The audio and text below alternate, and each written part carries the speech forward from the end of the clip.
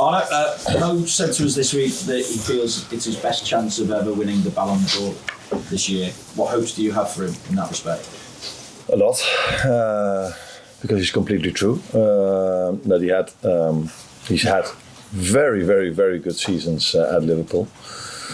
But this one probably stands out in terms of numbers. And if you add to that we also won the league, that would probably give him a fair chance. But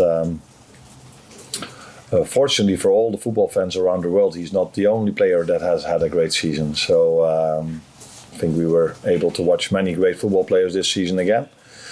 But if there's ever a chance for him, it would be this season. If not, then he's going to try and push even harder next season. That's what I already know with him. That'd be some task improving on this season for him. In terms of individual performance, that would be hardly impossible, although never say that something is impossible for Mo, because he's proven that he can always raise his game even further. And that's, I think, also the elite mentality that a star player should have. Never be satisfied with where you are. And that's the mentality he has. In terms of team, we can do a bit better, because we've played for 4 trophies and we've only won one.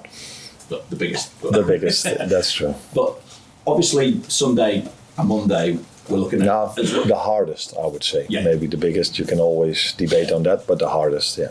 Obviously Sunday and Monday we're looking at celebration. I know there's a game to play as well.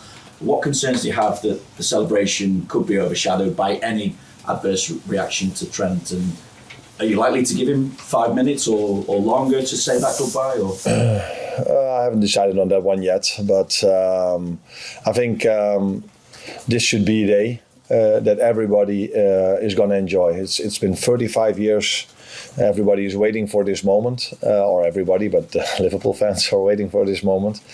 And I think we've set the example against Tottenham. I don't think I've ever been part of I've ever seen celebration in a nicer way done than that day. Everybody, and that's what one of the 2 things that make me emotional is. One of them was how we arrived at the stadium when the fans were singing for us, and the second one is that I've met in the last few weeks multiple people telling me I'm going to Anfield now for all my life, but I've never felt a day what was more special than that one, Tottenham at home. So I am hoping that we can add a moment like this to it, and I think everybody that's in the stadium deserves to be there, the fans, the staff, but also the players, and one of my players is Trent, so he definitely deserves to be there as well, because he's been part of an incredible successful season and incredible successful years at this club.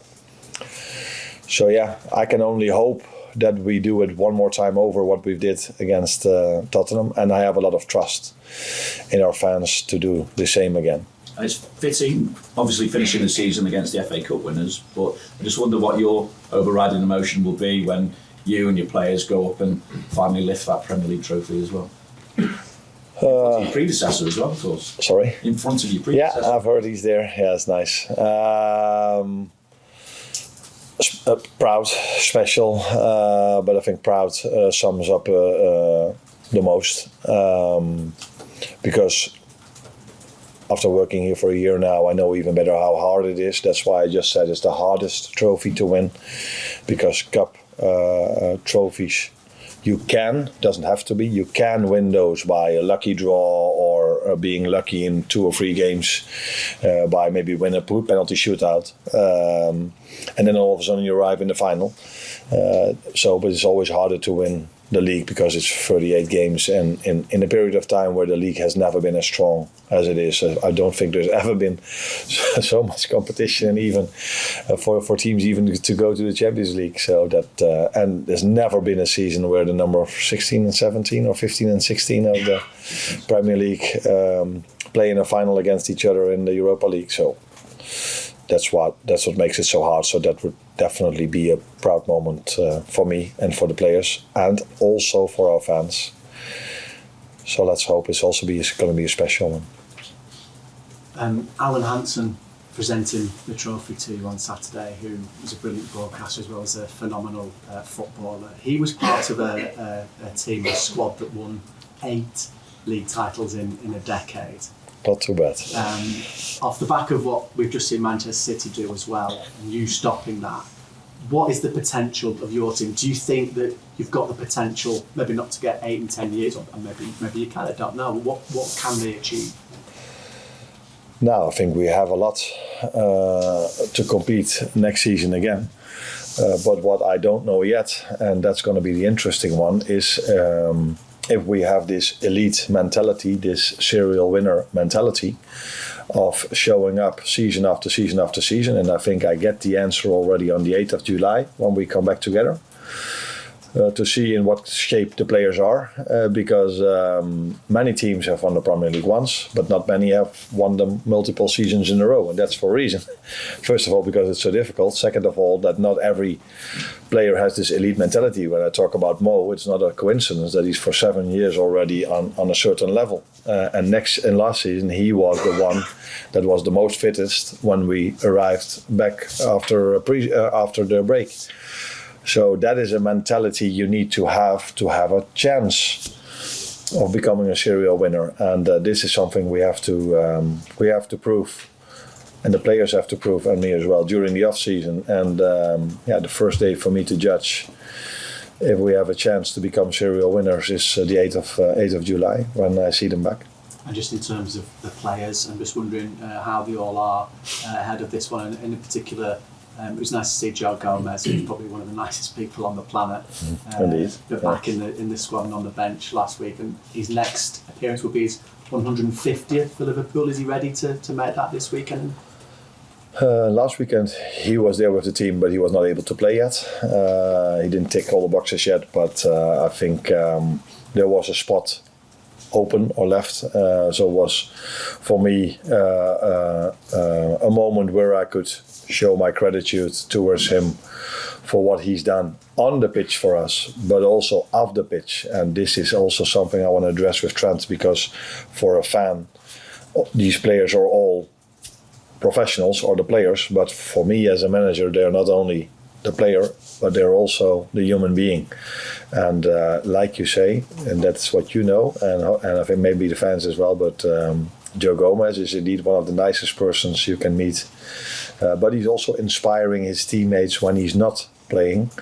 So he has had more impact on our success than the outside world might probably know.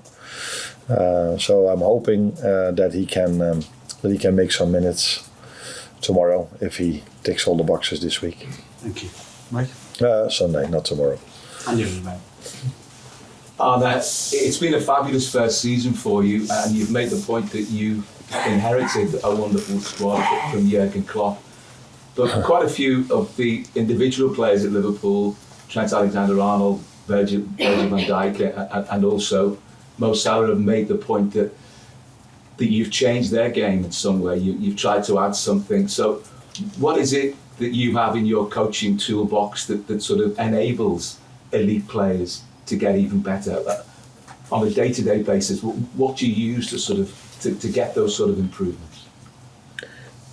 I can only tell you what I did, and I'm quite sure, I would say 99.9, but maybe even 100% that Jurgen did the same things. But if you are 8 or 9 years together and working for a long time together with the players, that's going to happen with me as well. Maybe at a certain moment, players get a little bit more used to the things you tell them. So we always, all managers, we try to inspire them to get the best out of them every 3 days. To and the best, I mean, in work rate, in quality, and we always try.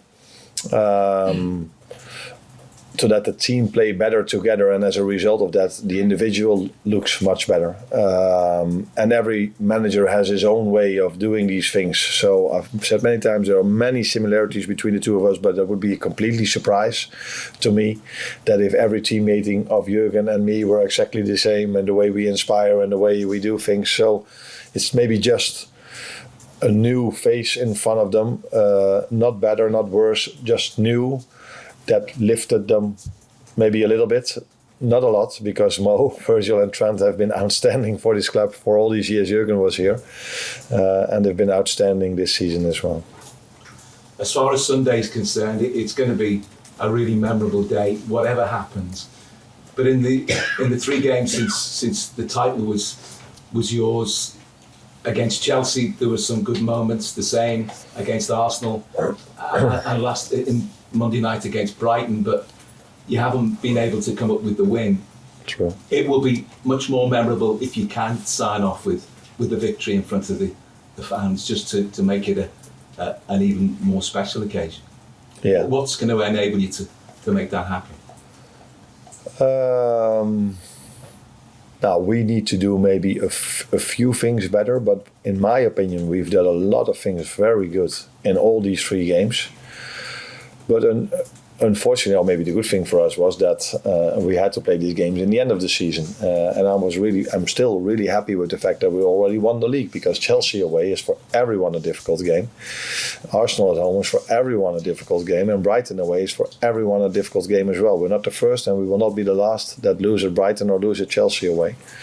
So I've seen many good things throughout these 3 games, but conceded 3 against Chelsea, conceded 2 against Arsenal, conceded 3 against Brighton. That's not of our standards throughout the whole season. So that maybe it's always been a thin line, all these games we've played. But normally we don't concede 8 goals in 3 games. So that tells you that maybe in terms of work rate, the runs we make, the distance we run, and all this kind of, is all similar. So no one can tell us that we switched off. But blocking a cross, blocking a shot, throw yourself in front of a ball, that is maybe 1 or 2% less. And then immediately this league hurts you, especially if you play Chelsea, Arsenal, and Brighton. I think all 3 games we were close of winning it. We didn't, because we faced 3 very good teams, and we're indeed hoping we can win on Sunday. But we're gonna face a strong team, because this team won against City, and am I correct if I say no? They had a draw against Arsenal away. So that is what sometimes happens. Maybe we've been lucky that we've had the other games earlier on in the season, and that we've built up a margin that we did. That is no luck, by the way. That was work rate. Thank you. You're welcome. Carl? Sorry to bring it back to Trent again, but have you spoken to him about the reaction he got last time he was at Anfield, and also talked about his expectations for this weekend? No, I think I've said multiple times that I talk to most players, not on a daily basis, but a lot. And especially if there are circumstances why I should talk to them, then you talk a little bit more often to them. And it's clear that in Trent's situation, there are circumstances for me to talk more with him than with Virgil, for example. So yes, I am talking to him, and I think that is the biggest difference between me and all the ones that have a purple bin. That I speak to the human being, Trent Alexander-Arnold, every day, and that, I think, combined with winning something together, creates a different bond than maybe the fans have with him. So yeah, I do talk to him quite a lot, actually. Although when we started pre-season, he was quite a lot in my office as well, for other reasons. And now he's in my office a few times as well. Would you like to expand on those other reasons? Sorry? Would you like to expand on those other reasons? I think Mo said already a few things about why he was in my office in pre-season, and there were similar reasons why Trent was in my office in the beginning of the season. That's what you meant, or you meant the? Yeah. So he was coming to see you about it. You assumed that he was first choice anyway, so I wondered what the conversation was. Did he need to come and see you in pre-season? How? No, maybe he said it himself, and he's gonna leave either way. So why not telling him? So maybe it's already a first gift I can give Xabi Alonso, but I wasn't completely happy with every single minute how he was on the training ground. So in my opinion, he could, in certain moments, he could do a bit more, to say it mildly, and that's what we talked about, combined with that I said to him, you're a much better defender than everybody tells you. Unfortunately, you don't show it all the time. And that's why people sometimes say you're not. This is a part of your game you need to improve. But if you are just at it and you're focused and concentrated, there are not many players that can go around him because he's fast, he's agile, he has great mentality.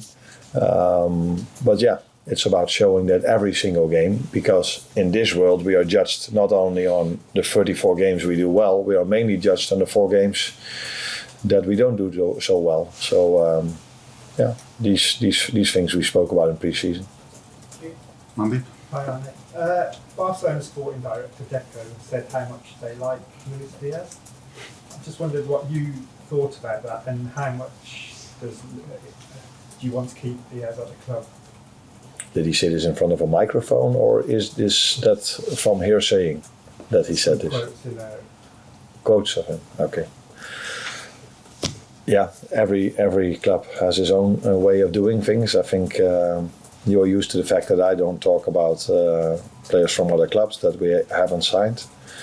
So yeah, I understand that he's a big admirer of Lucho Diaz, because I'm a big admirer of him as well. He's a great player, having a great season.